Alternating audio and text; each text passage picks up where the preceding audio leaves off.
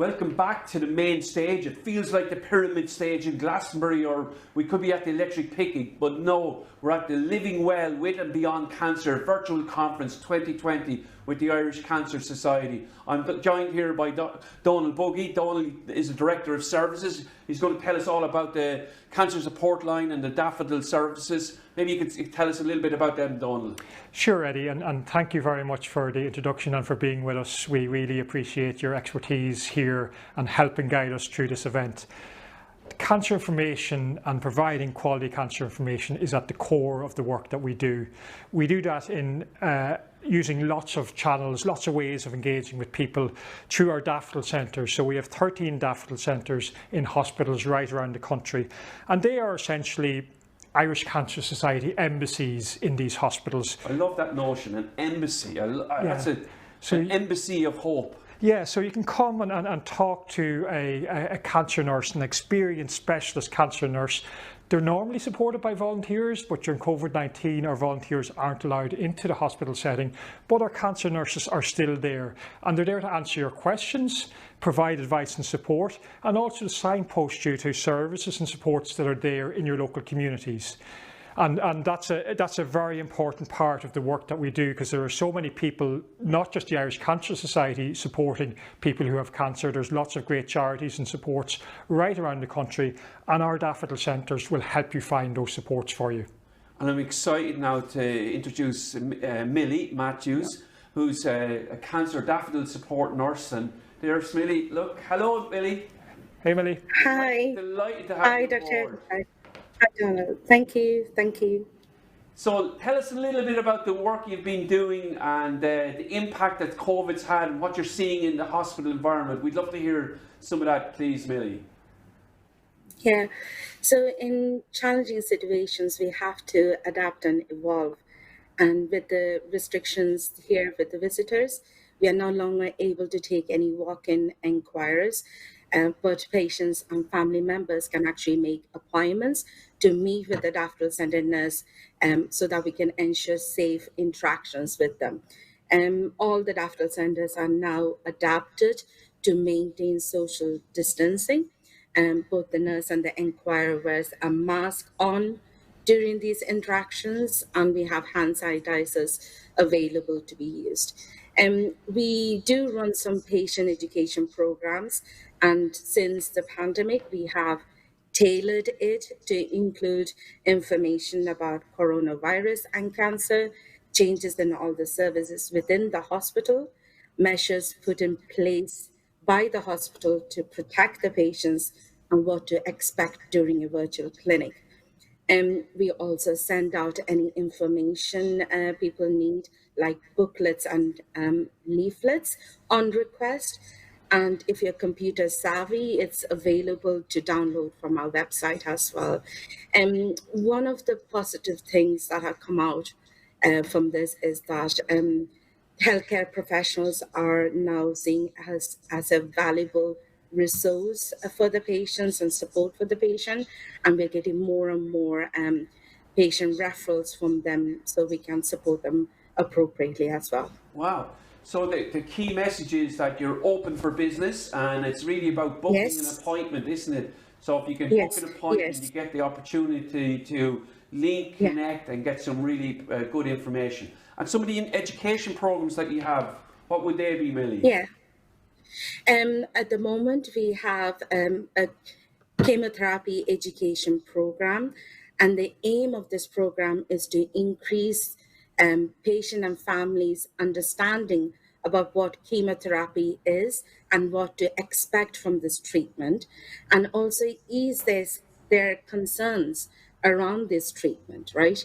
And also to encourage them to make informed decisions around this treatment.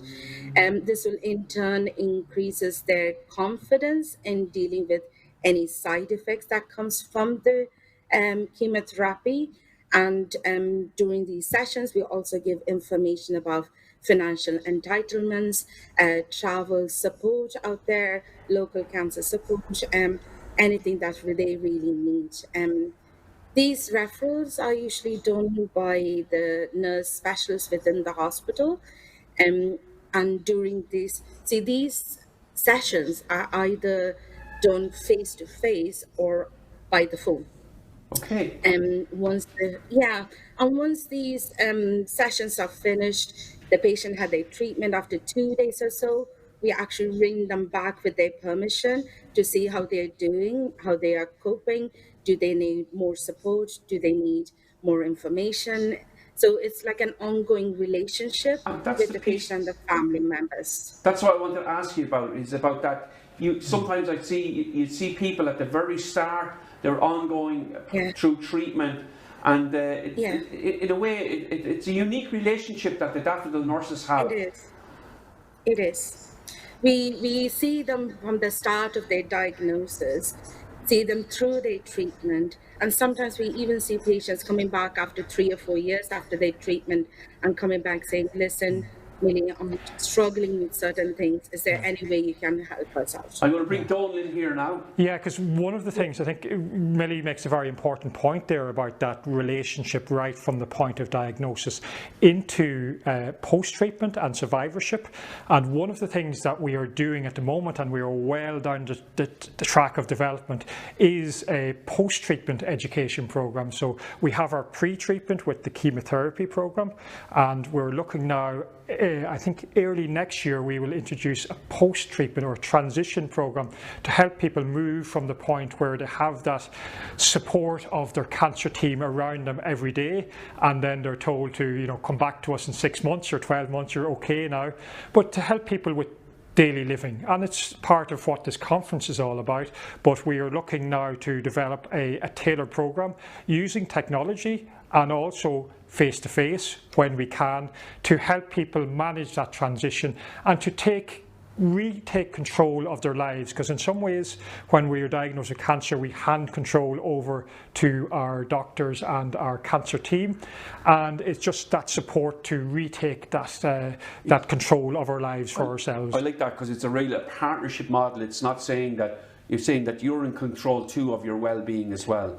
And one of the things I want to ask about the cancer support line, maybe you can talk to that a bit. So yeah, our daffodil centres are face-to-face and telephone at the moment, but we also have a support line where we have cancer nurses available to speak to you on the phone 9 to 5 Monday to Friday, and these again are specialist cancer nurses, and they can take any calls, and a lot of the calls that they take are actually to do with supporting people through the emotional turmoil that goes on. It's those questions that are concerns that come to you in the middle of the night when it's quiet and there's nobody else around to talk to. It's helping people through that, the challenge of how they're feeling about cancer. It's also, they can provide lots of practical advice and information and support, but it's a great resource. And again, they can signpost you and point you to counselling services, to support services, and they're really part of helping you through the navigation of what's happening in your life. So you can call those nurses on 1-800-200-700, and they are always very happy to hear from you, and you can phone that number as often as you like or as infrequent as you like. Any parting big messages you'd like to give us, Milie? Yes, I do. A lot of the times people think that daffodil center is only for patients, but it's also for family members. During this pandemic, one of the things that we're finding out is it's extremely difficult for the family members because they're frequently left out from attending hospital appointments. So they can actually get in touch with us by either phone, email, or making an appointment with the nurses, or by social media or online community to kind of understand what's happening or tease out the question they have, or talk about their concern and worries as well. So it's just to reach out to us, and we're here all the time for you.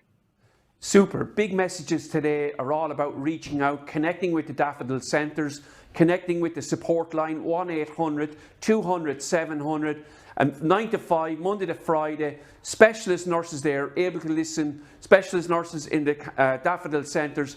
Thank you to all you, Milie, to all your colleagues, all the workers in the Irish Cancer Society, and to Donal. Thank you all very much. Thanks, Eddie. Thanks, Donal. Thank you. Great to see you, Milie.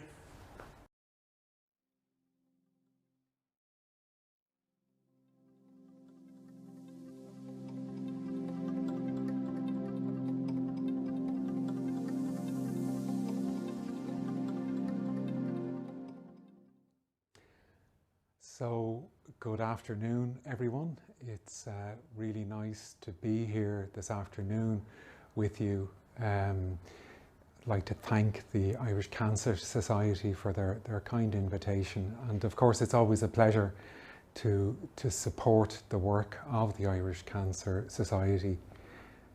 I'm a clinical psychologist, and I've worked in oncology for about 15 years, and the work of the Cancer Society has really had huge impact on the lives of people and their families diagnosed with cancer.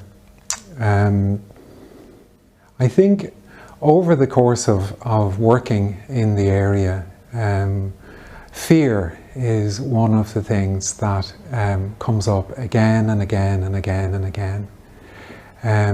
When people are diagnosed with cancer, when people are heading into treatment, when people are have a recurrence, fear is the most natural response in the world.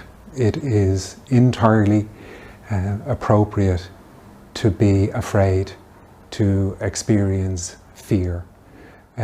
So there's nothing wrong with feeling fear. So that's, I think, probably the first and one of the most important things to say today. That's not to say that fear is in any way pleasant. You know that better than I do. But fear doesn't have to run the show. Fear doesn't have to intrude and take over your life. Fear doesn't have to be in charge. It doesn't have to dictate your every waking moment. There are ways to manage fear. There are ways to ensure that fear doesn't run the show. And that's some of what I want to talk about today. How do we manage fear so that fear doesn't manage us? With a diagnosis, of course, we are afraid. With treatment, we are afraid. With turning up for perhaps some scans or some invasive treatment, fear is there. It's natural, it's normal, it's a healthy response to living with cancer. But the problem is when we get stuck in fear, when fear becomes almost a way of living and a way of being. And fear robs us of the very beautiful moments that we have in our lives. Fear robs us of the time that we have to spend with family and with friends, or the capacity to enjoy a blue sky. It takes us away, it imprisons us. And you know, as a human being, that when we are afraid, when there is a lot of fear, our worlds become very small. They become very narrow and very closed down. We can focus only on very small things. And when we're not in fear, our world is bigger. We can appreciate the blue sky. We feel more at ease in our bodies and in our minds and in our relationships. So when with fear comes inflexibility. The human brain becomes very inflexible and very focused. And it kind of filters out most other things. That's a natural function of fear. As human beings, the human brain is about 200 million years in evolution. 200 million years. The brain that we're familiar with now is about 40 million years in evolution. So we've inherited a brain that switches on fear, that creates fear, and it does that in order to ensure our survival. We get afraid so that we can live, that we can survive, that we can manage ourselves in a challenging world. And with fear, so you know this, that when we're afraid, when fear is switched on, the heart rate begins to beat much more fast. So you can feel the heart in the chest, the blood pressure is up, and the major vessels in the body dilate.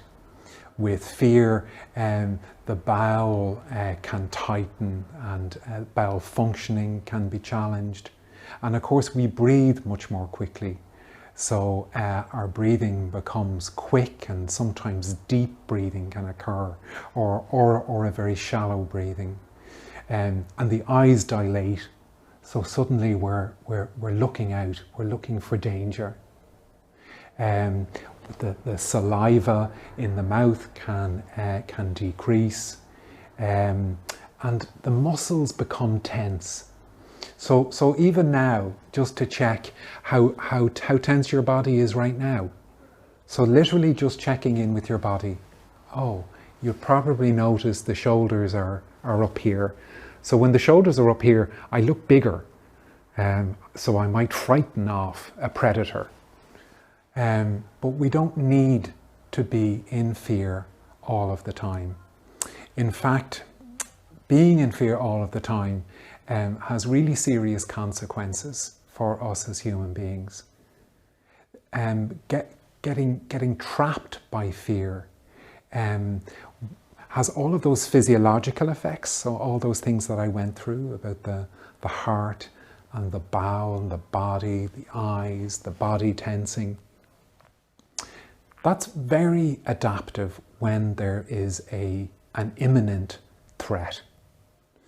So you're standing by the side of the road, and there's a child beside you ready to cross the road, and the child walks out before the light turns green, and there's a car coming very quickly. Your instant response is to grab the child. So everything gets switched on, and you go into high alert. That's appropriate. That saves the child's life. Similar actions can save your own. Probably the biggest, one of the most significant impacts of a cancer diagnosis is that we can end up spending our entire lives in high alert. Afraid, frightened, on edge. You know, that edginess where there's a loud noise and I startle. Sleep is poor. And just not being able to be present to my life at all. So I sometimes think that that's one of the real dangers, one of the real really negative impacts that cancer can have.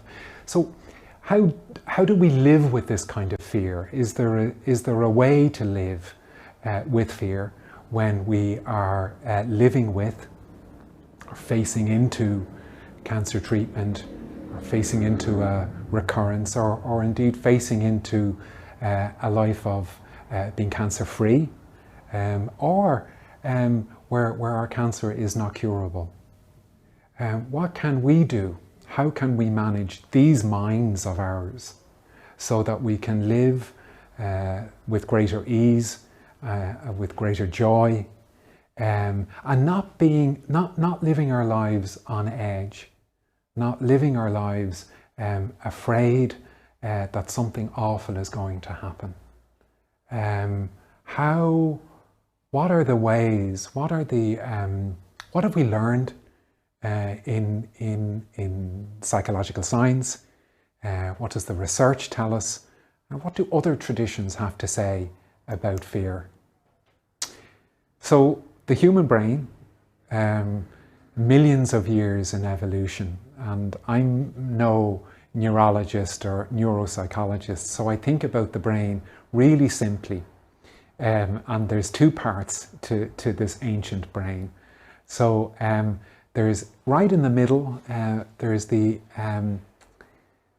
old brain, the amygdala, the hippocampus, right there at the top of the spinal column, base of the head. So the old brain is what gets switched on when we're afraid. The old brain gets switched on when we're in fear, for us to survive. So our ancestors in the savannah, when they were being threatened by other human beings or by other wild animals, the old brain got switch on. They took action, they hid, they ran away. The old fight, flight or freeze mechanism of the human brain kicks in so that I survive. But what happened for our ancestors was when the threat went away, so when the wild animal or the wild human beings went away, the old brain switched off. So suddenly we could relax again, we could be at ease. What's happening for us as a contemporary modern people is that the old brain gets switched on and it gets left on. So we find ourselves getting ready to run away, getting ready to fight, getting ready to take action, being on edge all the time. The new brain, the part of the brain around here, is the part of the brain that plans, that creates, that problem solves, that kind of thinks, you know, oh yeah, well, when this is over today, what do I need to do?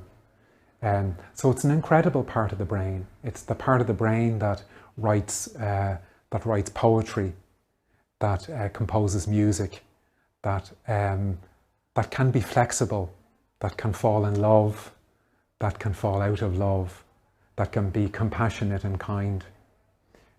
So these new brains of ours, an incredible addition, but sometimes old and new brain don't connect very well, and we can end up with the old brain, our survival brain, taking over. So that capacity that we have to be flexible, to be kind, to be compassionate, to be generous, to be where we are, to be present, that can kind of get pushed out of the way by the old brain.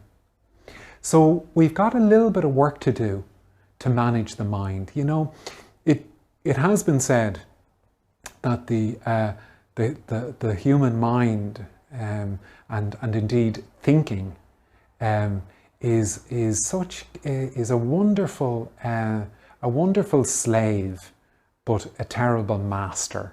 What does that mean? Well, our minds, our thinking, can do wonderful things, but when they're in control, when fear mind is in control, we're in trouble. When it's running the show, we're in trouble. And there are ways to work with the mind so that we can live with greater ease, we can live with greater joy, with flexibility and fun. We don't have to be locked in a world of fear. We don't have to be locked in a narrow, confining, binary, inflexible world. There are ways to manage this. Not that you need reminding in terms of what fear is, but fear is that, you know, if you can remember back to learning to drive, and for most of us, learning to drive was really challenging. And you might remember that, you know, the hands sweat, you're sweating, You're on high alert. Everything is tense. We're in fear mode, probably for those first weeks or months when we get behind a wheel. And that's entirely appropriate. We should be. We should be afraid. We should be on high alert. We should be watching out for everything when we get behind the wheel, certainly for the first time or the first few times. And then after a while, our driving becomes more automated and we settle into it. And in fact, we might even enjoy it. Right now, sometimes people say to me, God, it's a time when I can relax. But when we start to drive, that's fear, and that's appropriate fear. That's fear that we should feel, but that's not how we should live. Even with a cancer diagnosis, even with treatment, as a family member, getting stuck in that state of high alert will rob us of the very beautiful moments of our lives. So in sitting in the front of the car for the first few times, that part of the brain, the ancient part of the brain, gets switched on, and we go into fight, flight or freeze mode. So kind of three basic responses when we're afraid. So we can physically freeze and want not to be seen. When people get a fright, sometimes they say, you know, God, I was petrified. I was frozen with fear. I couldn't move. I didn't know what to do. And again, that's part of these brains of ours that are millions of years old. Because if we stayed still, maybe we'd blend into what was around and we wouldn't be noticed. Or we can get ready to fight. So the muscles tension, we get big, the eyes dilate, we're getting ready to fight what's in front of us. Or we can take flight, so we get ready to run away. And again, the body reacts in a certain way to get me out of danger. So we manage danger, we manage threat, we can manage a cancer diagnosis and treatment in the same way, by fight, flight or freeze. It's adaptive, it's really healthy, but as I said, we don't want to go around with fight, flight or freeze switched on all the time. One of the things that we've learned in contemporary psychology and in drawing on some of the other traditions outside of science is when we avoid fear, when we avoid an experience, it gets worse. So what we run away from, what we try to keep away, actually gets bigger and bigger and bigger. So if I am in a situation where I have strong emotions, so if I'm in a situation where I have fear, this may sound really counterintuitive. It may even sound odd for me as a psychologist to say this, but the best way, the easiest way to manage our fear is to look at it straight in the face, is to lean into the fear as best we can. What we run away from emotionally, what we run away from exacerbates, and it gets bigger and bigger and bigger and bigger. And it's almost like, I don't know if you've ever had something on your mind, in your heart, and you've worked up the strength and courage to have a conversation with someone that you love or someone that you trust, and you tell them. And in the telling of that, the body begins to soften. You know, what we've been carrying begins to soften. So it's kind of the same thing, that when we in order to live with fear, in order to manage fear, we've got to feel it fully. Now that sounds strange, counterintuitive, and it's not easy either. So we have the rest of our lives to experiment with fear. So this acronym on the screen, I thought would be really helpful. So when we're afraid, fear is our guide. So number one, feel it in the body. So where is fear in my body? Is it in my tummy? Is it in the shoulders? Is it in my hands? Is it my jaw? So if we can find a place that fear exists in the body, begin to feel it there. So even now, maybe, if there's a little fear going on for you, where is it in the body? So just kind of tuning into that. And just to acknowledge, there's fear maybe in my belly. E, so embrace it as best you can. Now this is a big ask, but to allow it to be there as best you can. Here it is. I don't want it. It's not nice, but here it is. So embrace the fear, embrace the feeling as best you can. Even a little bit, even for 2 or 3 seconds. Here it is. Oh, don't want it. Here it is. Okay, here it is. And the A, really important, to acknowledge that everyone feels like this from time to time. Because with our fear, well, maybe it's just me, but we're inclined to think, this is just me. No one else knows this. No one else could feel like this. No one else feels as mad or as crazy or as frightened as I am. That's not true. You know, other people feel like this too. So sometimes even saying that other people feel like this too actually begins to connect us, begins to loosen up our relationship with fear. So, other people feel like this too. And the or, remember to breathe. So fundamentally, when we are afraid, when we're scared, when we are fearful, we forget to breathe. Our breathing gets really shallow. Our breathing can get very fast, and we become unconscious of our breathing. So even now, to take one conscious breath. It is said that one conscious breath can change the course of our lives. Just by breathing consciously, our lives can be altered, our lives can be changed. Because we come out of automatic pilot.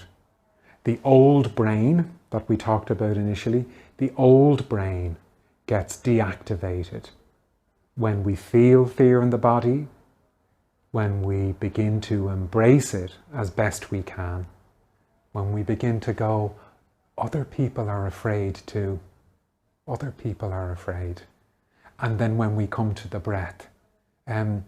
So this little acronym, FEAR, is a way to help kind of switch off the old brain, the high alert brain, by bringing us back in contact with the body, with the breath, with the rest of humanity, and with ourselves, to embrace as tenderly, as compassionately as we can, even a little bit. So if we could even do a kind of a 10% move in this direction for the rest of our lives, it would be wonderful. There are no quick tricks. There are no quick magic solutions to fear, to managing fear. But building in a practice like this has been shown to be really helpful, so that we can live our lives with greater ease, and we can live our lives with a sense of connection, a sense of meaning, and a sense of purpose in our lives. And fear doesn't have to run the show. There are other ways to live.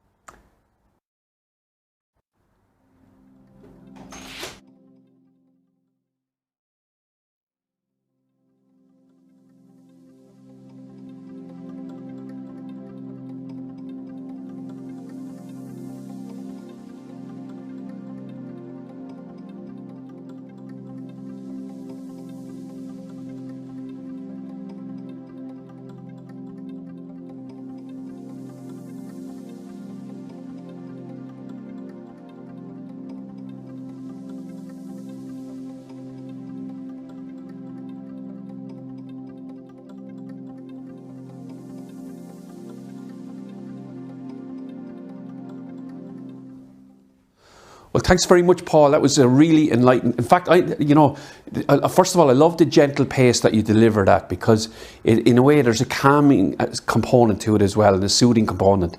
But there's a lot of learning in that, and I'll be going back, and I hope you know that all these presentations are being recorded and they'll be available to look at again. And that's one I'm going to be looking at because it's a really powerful thing about the area of fear.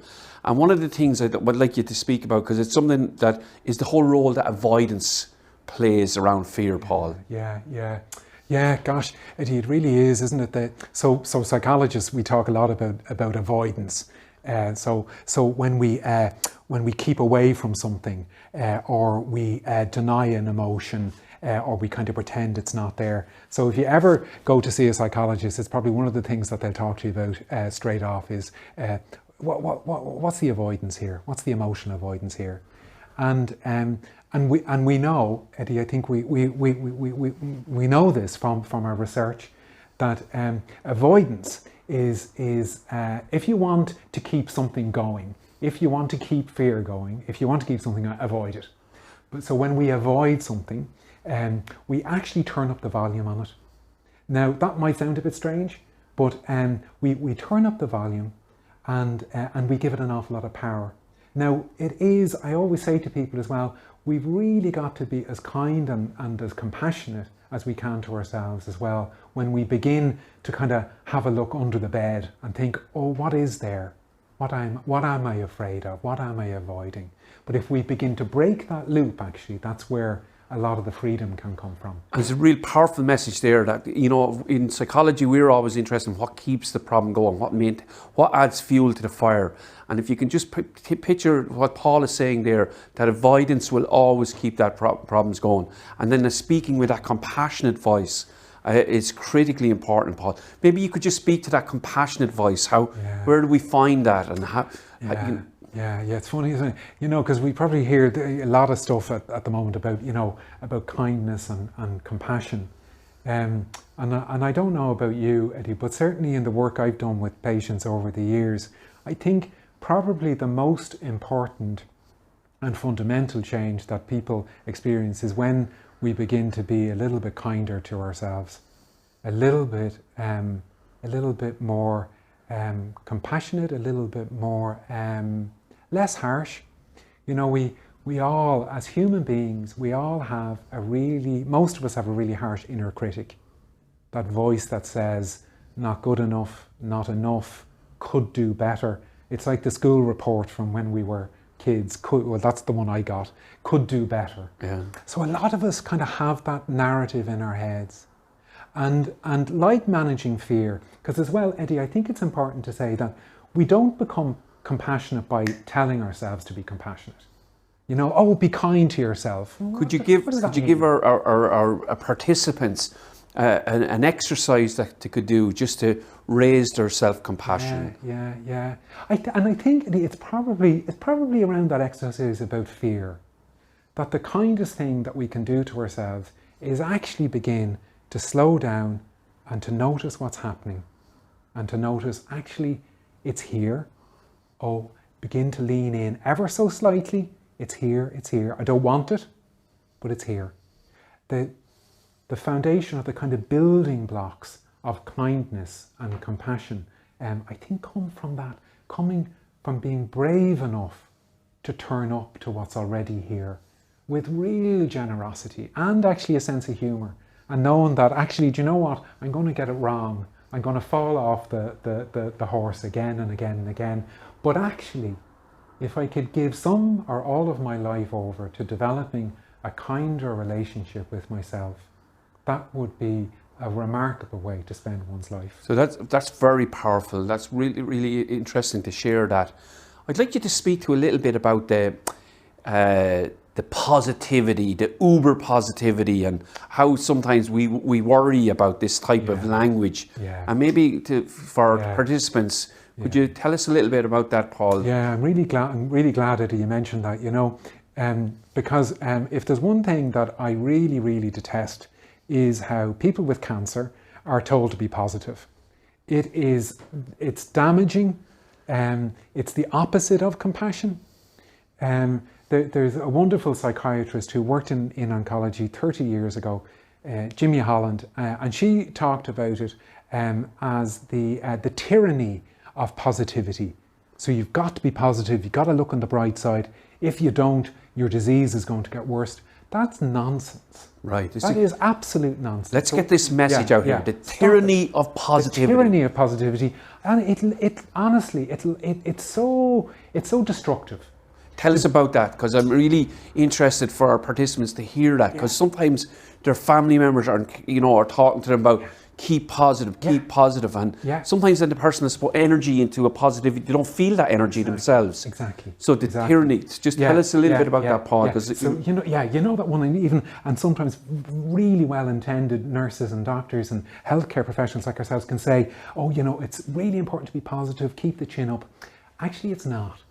What's really, really, really important is to turn up to what's going on for me emotionally and to access social support. So forget about positivity. Some of us by nature are more positive, and that's fine. That's grand. Off you go. But don't try and become super positive overnight. Actually, what it does, I think, you alluded to it there. What it does is that it can really isolate people. Because I've seen patients and then I've seen family members and people going, I think she's okay, but kind of we're keeping the bright side out. No, actually, you know what? Can we turn up to what's here? Can we acknowledge what's here? Can we plan? Can we think about the future? It doesn't mean we don't do those things. But this emphasis on positivity, if there's one thing I could stop in cancer care, it would be it. Stop it. Okay, that's really powerful. Like we've talked about the area of how avoidance keeps the problem going, the tyranny of positivity. I'd like you to talk a little bit about the importance of hope, Paul. Yeah, really important. I think hope is one of those things that we as human beings is buried really deeply in our hearts. That we hope, we plan, we aspire for the future, and we do that in all sorts of ways, even when we have a very serious diagnosis. I can be hopeful about outcome. I can be hopeful about what kind of impact or what difference my life is going to make. I can be hopeful about the arrival of new treatments. Absolutely. Hold all of those things. But maybe not getting completely overwhelmed that there's a realistic hope. That there's a realistic hope in this, because hope and positivity are close to each other, but I think they're different creatures too. So I can be hopeful and acknowledge, actually, this is really hard at the moment. This is difficult. I feel lonely, afraid, but I can have hope too. And I think really the awful thing about positivity, just to go back to that for a second, is that you can only be positive. But when I'm hopeful, I can be hopeful and I can be a bit sad or a bit lonely or a bit worried. Positivity is one thing and one thing only. And that's not how the human brain works. We've a range of human emotions. And one of the things today, we measure people's levels of stress. And I've done this in a number of different conferences that I've moderated. And what was really noticeable, and I've put it out there on Twitter, I've been living well is our hashtag. So if you want to join in a conversation on Twitter, remember there's a chat function there, but also, and you can put in if you have questions as well, put them into us. But it is around the levels of stress. So over 90% had moderate levels of stress and higher, with 20% having very high levels of stress. Yeah. Gosh, that's and that more recently. That's it. So there were, in the last 6 months, how stress experienced for this particular population of individuals with cancer, and so 20% very high, over 90% from moderate levels up. Very significant. Yeah, it is really significant, isn't it? And as we were saying, you know, that a stress response, being afraid, being stressed, at times is very appropriate. But we don't want to get stuck in it. We don't want to get hooked onto it and that's it. Because it takes away the really beautiful things in our life. It takes away hope, actually. And you know, so it reminds me of what I call like our sphere of control, our sphere of concern, and our sphere of influence. And our sphere of control, and particularly if we're in that stress space, and quite often you might be in that stress space, you're in that sphere of concern where you're worried about what's happening in society, you're worried about, but if you can stay in your sphere of control and target that area where your distance, your physical distancing, your hand washing, your face covering, that's what you can control. That will help you to reduce that level of stress. Managing the things we can manage, you know, and trying to manage these minds that have a mind of their own, that can do wonderful things, but actually can drive some of us mad, you know.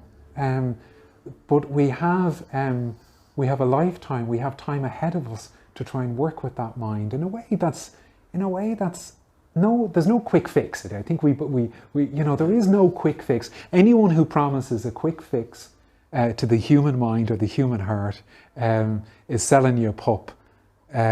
It's a slow process, a process I think that's full of lovely surprises, and really worthwhile. And Paul, I want to thank you today. I'm going to take away the line with me that hope is embedded deep in our hearts. That's an incredible line, and I want you all to have that in your own hearts today. And thank you very much for joining us. Thank you very much, Paul. Thank you very much, Eddie. Thank you.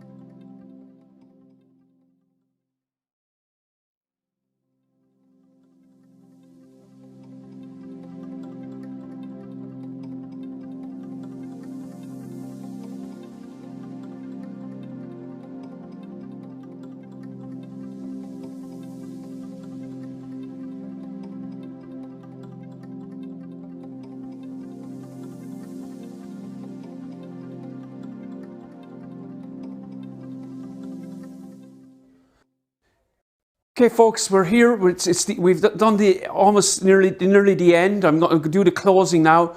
I'm going to let you know that we've 5 other workshops out there. So there are 5 workshops, and I'll just go through them. There's an interactive yoga session. There's the whole area around sexuality and intimacy. The advocacy team are going to give information around medical cards and guidance around that area, around living with lymphedema and the importance of physical activity in adult survivors of childhood cancer. So there's 5 workshops there. If you're like me, you probably want to tip in and out, which you can do. But remember, they're all going to be recorded. They're all going to be available for a later date. And I want to thank you very much. I hope you've enjoyed today's experience. I hope you've found some information that you can use straight away, that you've had some practical resources. I want to thank you for coming along. Please don't forget to come back to us tomorrow at 11 o'clock, and we're going to have a great finish tomorrow afternoon with Brian Kennedy. So make sure that you're there. Remember, living well, living beyond cancer. That's what we're here. That's what we're talking about. Thank you very much.